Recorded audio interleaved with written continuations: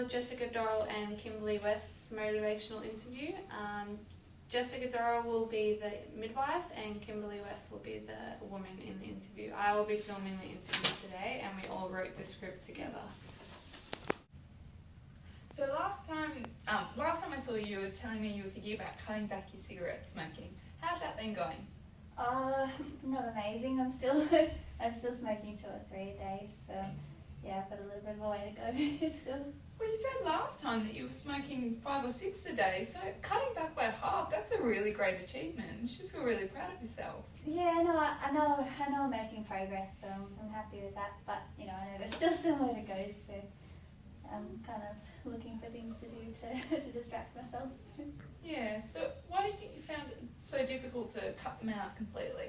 Yeah, I don't know, it's been a lot harder than I thought to kind of get down. I mean, I know last time we spoke we were aiming that I don't be smoking 2 a day, but it's a little bit of a break from the kids, I guess. I mean, it's when I do it, so I'll do it when I come home and get away from the kids for 20 seconds outside, or when James comes home we'll have one together and it's a nice little couple kind of time. But yeah, I don't know, it's been a little bit harder than I thought, so I'm not feeling that great about the progress. So you're telling me you're kind of using smoking to help deal with stress and to have some time by yourself and also to have some time with James, and that's really important, especially when you've got a new baby on the way, to have some time by yourself. So I totally understand what you're saying. Maybe we can talk about some ways that we can do that without this smoking. Yeah, absolutely. I mean, that's what I found. I guess that's what I found helpful, cutting down from 6 to 3. The one in the morning, I kind of cut back because I replaced that with toast and tea instead of going up and having a cigarette, so that's been a little bit easier. But it's really the ones in the evening, so I guess I just need to find something else to do to kind of relieve the stress at that hour of the day. Like, when 2 kids are running around looking for dinner and James gets home and everything, so I guess I just have to find some other ways to relieve the stress, I suppose. So are you thinking about trying to cut back those last few?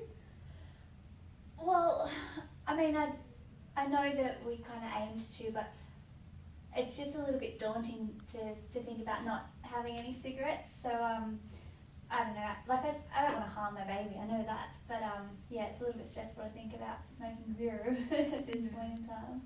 So do you know much about how smoking can affect the pregnancy?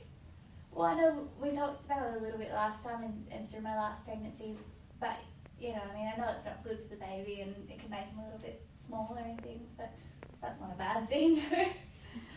Well, some people see it that way, but really, I mean, your baby's going to be the right size for you. So would you like me to tell you a little bit more about how smoking can affect the pregnancy? I guess it's a bit of motivation to cut out the last 2, absolutely. Yeah. So the reason that your baby sometimes can be a little bit smaller when you're smoking in pregnancy is because what nicotine actually does is it constricts your blood vessels. So what that means is there's less blood flowing to the placenta and less opportunity for oxygen and nutrients to get to the baby. So what that can mean is your baby doesn't grow as well, and it also puts you at a higher risk of having a preterm birth, having a stillbirth, and also of having a placental abruption, which means your placenta comes away and you can have some bleeding and it can hurt you and your baby. Also, when the baby's born, it actually puts your baby at a higher risk of having asthma and also of having sudden infant death syndrome. So I don't want to scare you. No. You've done really, really well so far. Cutting back by half is amazing, and cutting back will reduce those risks. But in order to get rid of the risk completely, obviously the best thing to do is to stop smoking altogether. Yeah, no, I know. I don't know. We talked about it last time, and I do want to cut out entirely, but it feels a little bit daunting at the moment to do that. So you told me that the reason you're smoking is because of stress and time with James. Do you think you have any other tactics to help cope with stress? Is there anything else you do? Well, you said you were replacing some with a cup of tea in the morning. Maybe something like that would help. Yeah, I mean, I like reading, so I can always do something like that. Or my sister goes to a yoga class around the corner, so I might try to do that a couple nights a week and kind of replace it that way. And what about when those cravings really hit? What do you do? I definitely need a distraction kind of technique, so I'm really not sure. Maybe maybe step outside and get some actual fresh air and read for a little bit and kind of distract myself. But I know some people find it really helpful thinking about their baby when they're thinking about having a cigarette. Do you have any friends that are pregnant as well? Yeah, I've got a couple who are less pregnant than me, but yeah. So you can always try giving them a call and having a chat about something, or and I gave you the number for the quit line last time. Yeah. I read through the leaflets. I didn't really use the numbers because I tried it with my first pregnancy. Didn't find it that helpful. Didn't work for you. Yeah. Well, that's fine. So you said yoga could be a good strategy for you. Having a cup of tea, taking a fresh breath air or something, and also calling a friend or something can be helpful. Yeah, you're right. I might try to do that. Yeah. So is there anything else you think that might help you to cut back? Oh, it's really hard because James smokes. So I don't know. That's probably the biggest thing because I really like that kind of time with him. So it's just going to be a little bit hard and tempting to have it in the house and everything. So maybe you need to think about setting some time aside to spend with James. Instead of having a cigarette, maybe you guys can go for a walk together or something like that. Yeah, I'll see how he feels about that. He probably won't want to give up his cigarette, but I'll try it definitely. Yeah.